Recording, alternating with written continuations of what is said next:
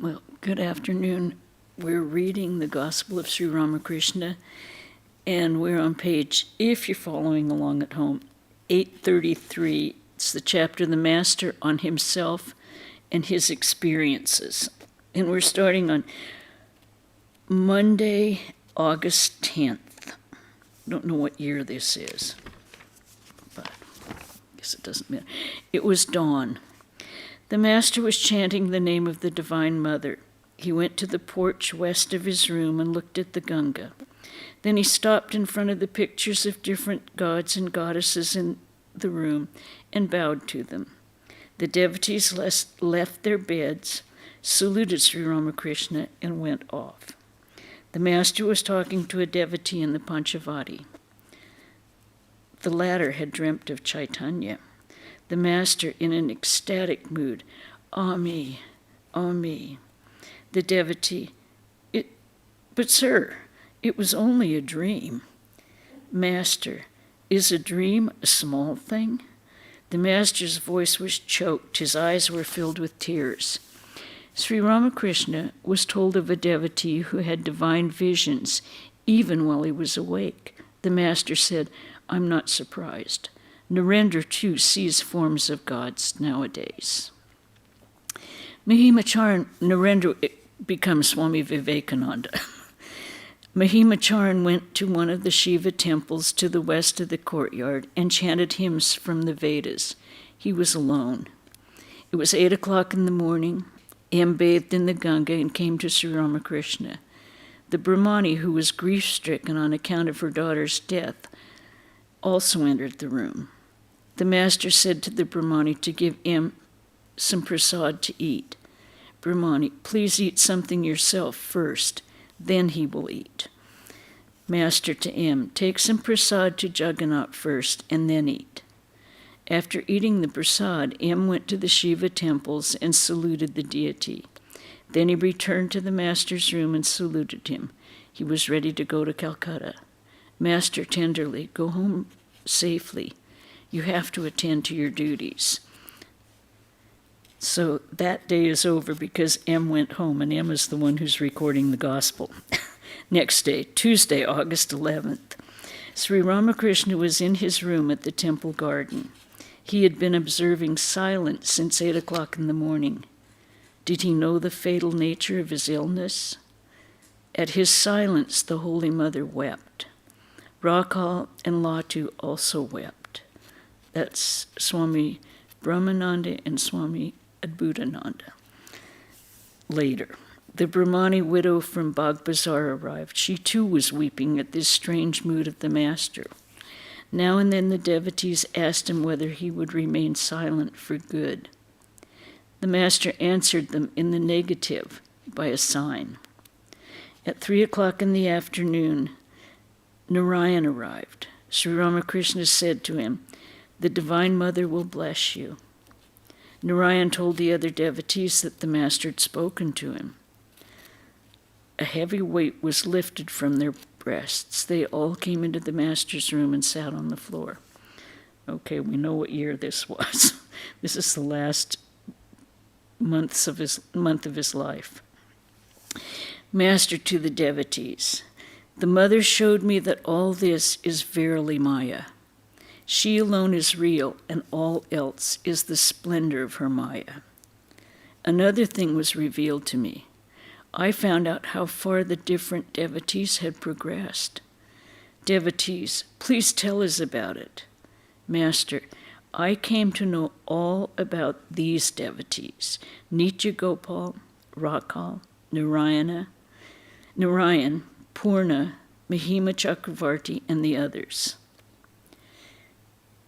Sunday, August 16th, 1885.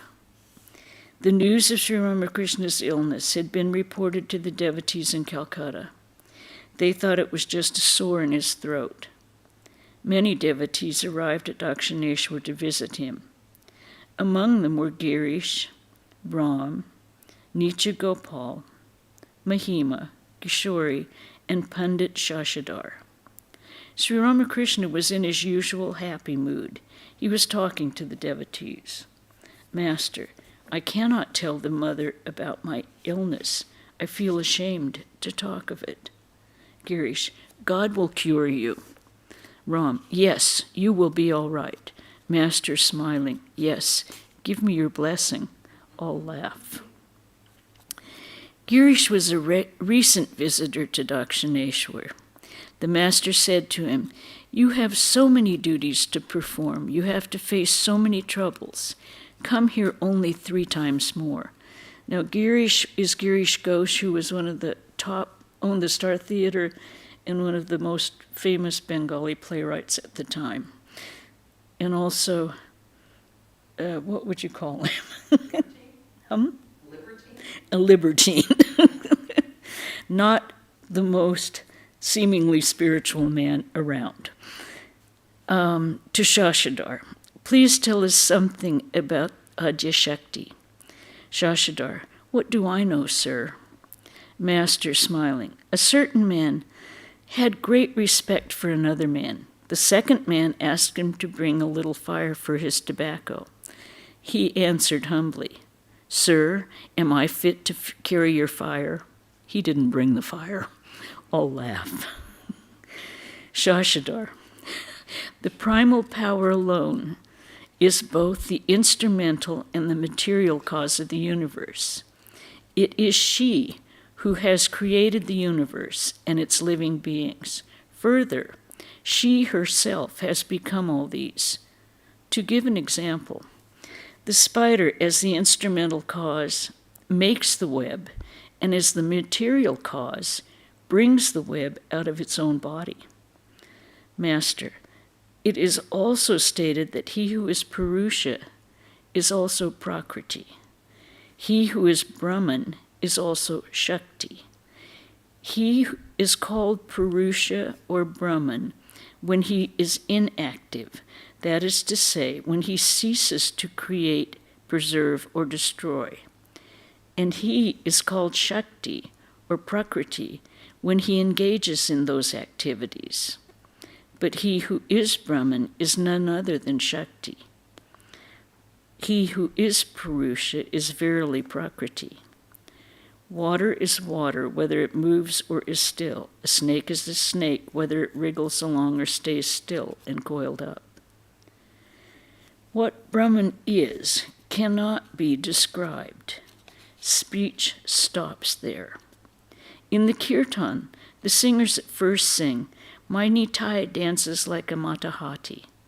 As they become more and more ecstatic, they can hardly utter the whole sentence.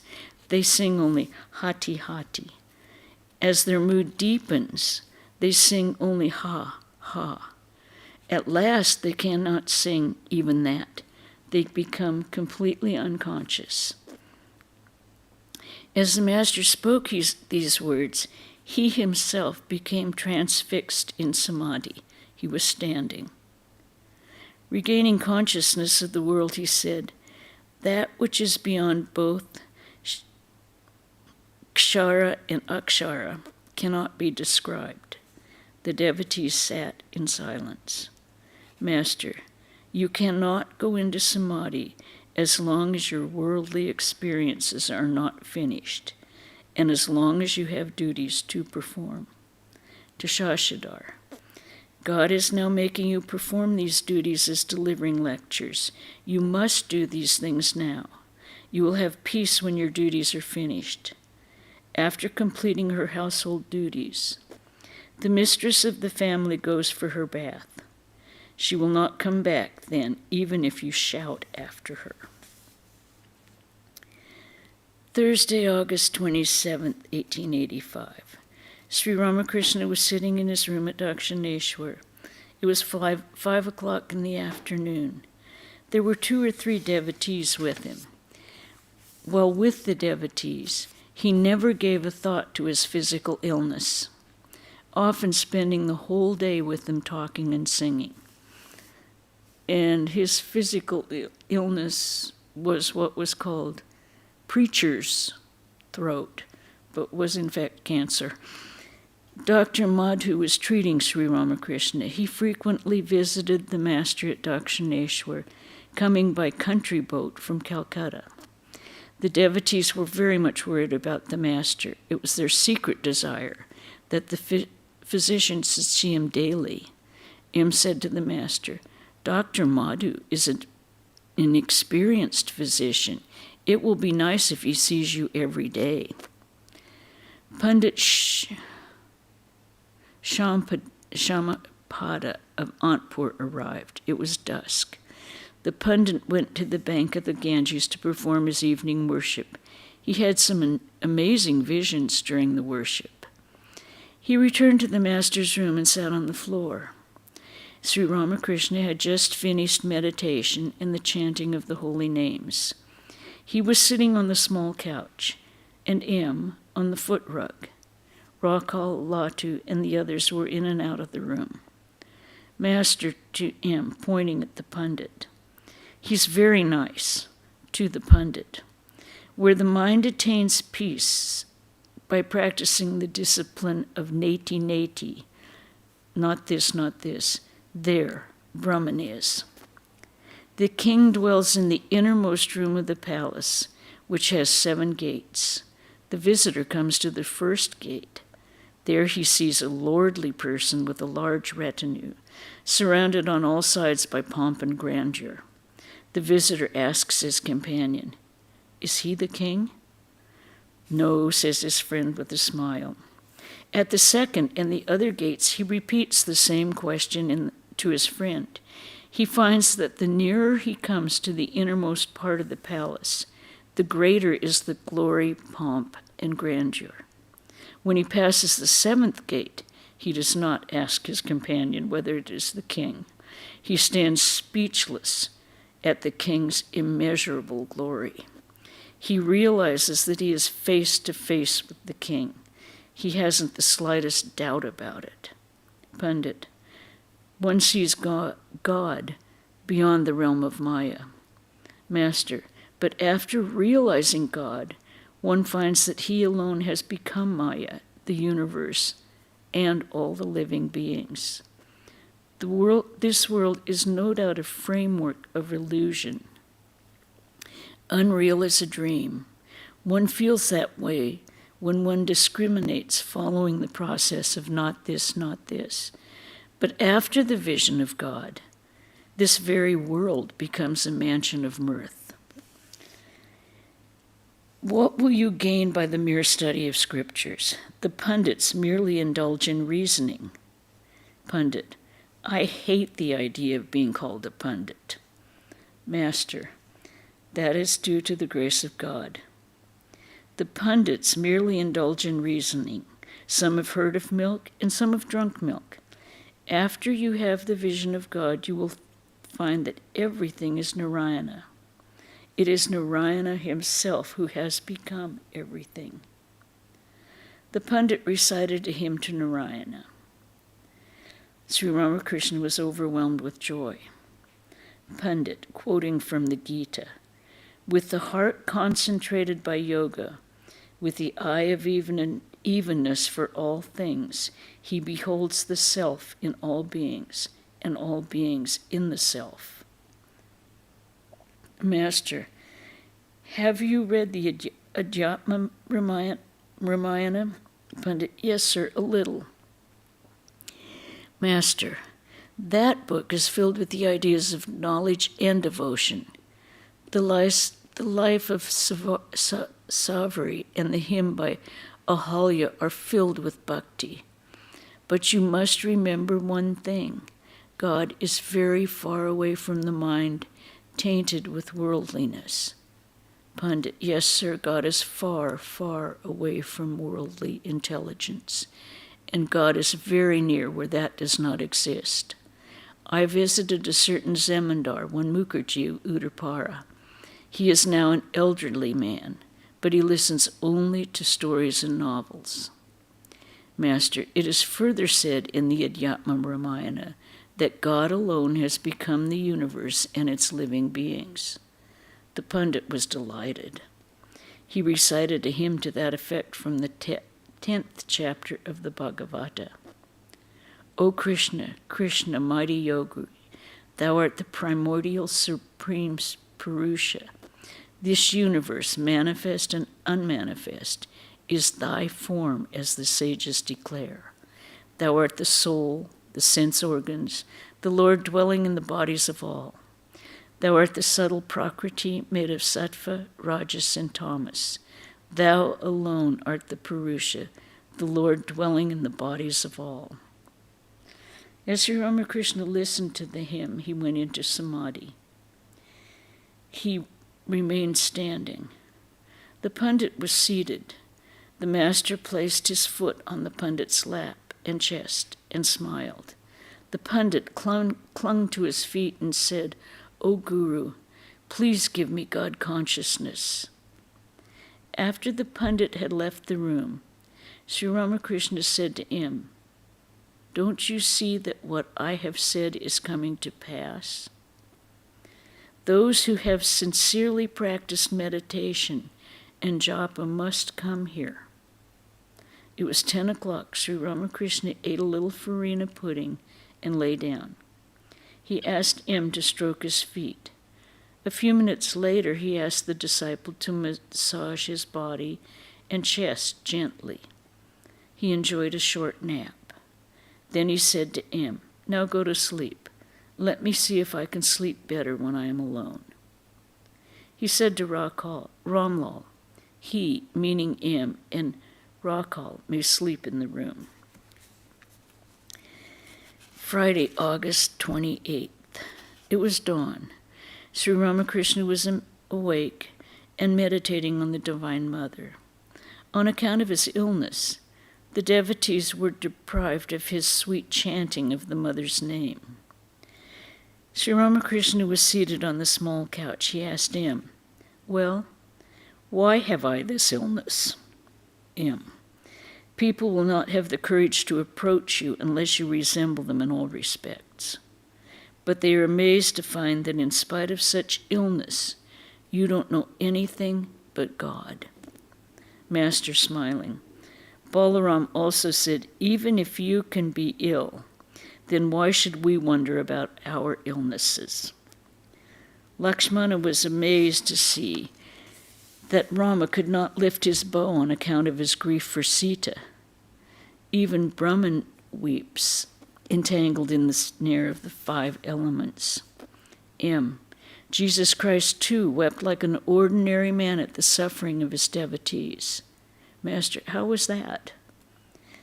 M. There were 2 sisters, Mary and Martha. Lazarus was their brother. All 3 were devoted to Jesus. Lazarus died. Jesus was on his way to their house. One of the sisters, Mary, ran out to meet him. She fell at his feet and said, weeping, "Lord, if you had been here, my brother would not have died." Jesus wept to see her cry. Then Jesus went to the tomb of Lazarus and called him by name. Immediately Lazarus came back to life and walked out of the tomb. Master, but I cannot do these things. M. That is because you don't want to. These are miracles. Therefore, you aren't interested in them.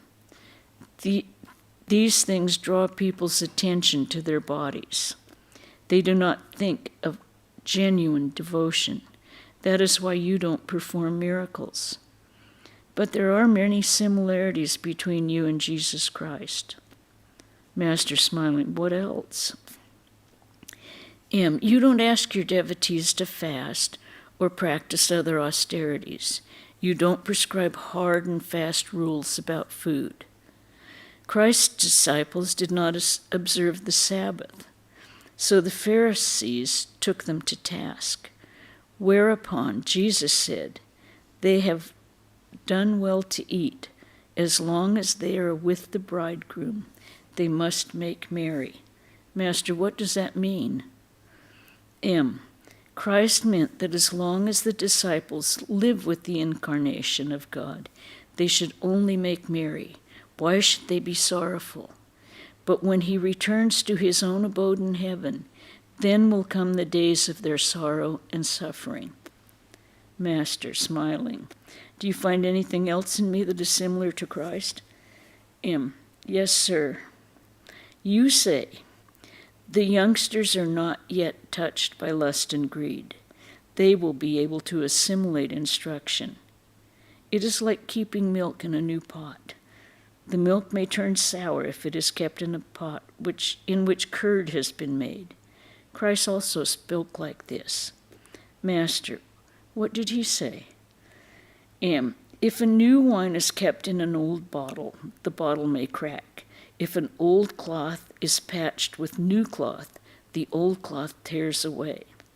Further, you tell us that you and the mother are one. Likewise, Christ said, I and my Father are one. Master, smiling, anything else? M. You say to us, God will surely listen to you if you call on him earnestly. So also Christ said, knock, and it shall be opened unto you. Master, well, if God has incarnated himself again, is it fractional or a partial or a complete manifestation of God? Some say it is a complete manifestation. M. Sir, I don't quite understand the meaning of complete or partial or fractional incarnation. But I have understood it as you explained it, the idea of a round hole in a wall. Master, tell me about it. M. There's a round hole in the wall. Through it one is able to see part of the meadow on the other side of the wall. Likewise, through you, one sees part of the infinite God. Master, true. You can see 5 or 6 miles of the meadow at a stretch. M. Finished his bath in the Ganga and went to the master's room. It was 8 o'clock in the morning. He asked Latu to give him the rice prasad of Jagannath. The master stood near him and said, take this prasad regularly. Those who are devotees of God do not eat anything before taking the prasad. M. Yesterday I got some prasad of Jagannath from Balaram Babu's house. I take 1 or 2 grains daily. Jagannath prasad is rice that has been offered, and it's hard as a rock and barely chewable. M. saluted the master and took his leave. Sri Ramakrishna said to him tenderly, come early in the morning. The hot sun of the rainy season is bad for the health. Okay. Monday, August 31st, 1885. Sri Ramakrishna was resting in his room, and it was about 8 o'clock in the evening. Though ill and suffering, he constantly devoted himself to the welfare of his devotees. Sometimes he felt restless like a child, but the next moment he forgot all about his illness and became filled with ecstatic love of God. His love for the devotees was like that of a mother for her children. 2 days early on Saturday night, he had received a letter from Purna. Purna was a young man who had come to him and taken instructions. Purna had written, I'm feeling extremely happy. Now and then I cannot sleep at night for joy. After hearing the letter, the master had remarked, I feel thrilled to hear this. Even later on he will be able to keep this bliss. Let me see the letter. He pressed the letter in the palm of his hand and said, generally I cannot touch letters, but this is a good letter. That same night, while the master was in bed, he had suddenly become covered with perspiration. He sat up in bed, saying, it seems to me that I shall not recover from this illness. It had worried the devotees very much to hear this. The Holy Mother had come to the temple garden to visit Sri Ramakrishna and was living in a room in the Nahabat. The devotees, with the exception of 1 or 2, were not aware of her presence. Now, I'll explain. The Nahabat is a very tiny circular building, a little away from Sri Ramakrishna's room at Dakshineshwar. And the room that Holy Mother lived in was about 8 to 9 foot, not circumference, diameter. And she did all of the cooking, she had visitors in there, she stayed in there all day. It's a very tiny circular room. a woman devotee staying with the Holy Mother, and she had visitors that stayed with her in the evenings in this 8-foot-across room, had begun to pay frequent visits to Sri Ramakrishna in his room. After a few days, Sri Ramakrishna had said to her, "You have been here some time. What will people think about it? You'd better go home for a week or so." Sri Ramakrishna lay in bed on his side with his back to the room. After dusk, Gangadhar and M arrived from Calcutta. Gangadhar sat at the feet of the master who was talking to M. "Master, 2 boys came here the other day. One of them was Subodh. He is Shankar Ghosh's great-grandson. The other, Shirod, is his neighbor. They are nice boys. I told them I was ill and asked them to go to you for instruction. Please look after them a little." M. "Yes, sir, they are our neighbors." "Master, the other day again I woke up covered with perspiration. I don't understand this illness." M. "We have decided to ask Bhagavan Rudra to see you once. He is an MD and an expert physician." "Master, how much will he charge?" M. "His regular fee is 20 or 25 rupees. Master, then don't bother about him. M. "But we shall pay him 4 or 5 rupees at the most." Master, "Listen. Suppose you say this to him: 'Sir, please be kind enough to come and see him. Hasn't he heard anything about this place?' M. "Perhaps he has. He has almost agreed not to charge any fee, but we shall pay him a little. If we do that, he'll come back again." Master, "Ask Dr. Nitai to come. He's a good physician. But what will the doctors do, I wonder? They will press my throat and make my illness worse." It was 9:00 in the evening. Sri Ramakrishna ate a little farina pudding and had no difficulty in swallowing it. He said to M cheerfully, "I was able to eat a little. I feel very happy." Okay, we'll stop there because we're going to get into another day next week. Any questions or comments about any of this? Okay, then I'll give the announcements. Tomorrow's lecture is The Moral Law by Swami Dhyana Yogananda, who's our Swami in charge of Trabuco Canyon Monastery. He'll be coming up tomorrow. Then we will have Glimpses of a Great Soul on Wednesday evening at 5:00 here in the temple, the Life and Teachings of Swami Sardananda, which was written by Swami Asheshananda, who was our noted, very holy Swami up in Portland for many years. And he had been Sardananda's attendant in India, so that they're very personal and very relevant. Then Saturday, May 3rd, I would like all of you to come if you could. We're having a one-day retreat with 2 of the nuns from San Francisco. The morning session, it's the Upanishads for daily living. And I think everyone knows the Upanishads are basically the scriptures that our whole philosophy is based upon. This is what Vedanta is. But do we know that? Not too many of us, unless we have gone into it. So how do we apply the Upanishads to everyday life in the 21st century? Pravrajika Veda Prana will be discussing the Isha Upanishad, and Pravrajika Ananta Prana will be discussing the Kena Upanishad. There will be about an hour's talk about it. Then we'll take a break and give you snacks and coffee if you need it. Then you'll come back into the temple and there'll be a question and answer period. Then we'll break for lunch, which we will supply to everyone who comes. After lunch, and probably some coffee too if you're like me, we'll discuss the Kena Upanishad, have another break, a little walk around, and then come back in for questions and answers. It will start at 9:30 in the morning and end about 4.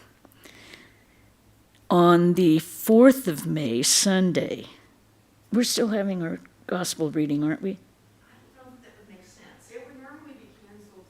I think we will not have the gospel reading on Saturday, May 3rd, because you will have sat enough in here and you could have enough time to walk around and then come back in if you're still here for Vespers. Sunday, the 4th of May, Ananta Prana from San Francisco will give the lecture, and her title is Cross Over Fear.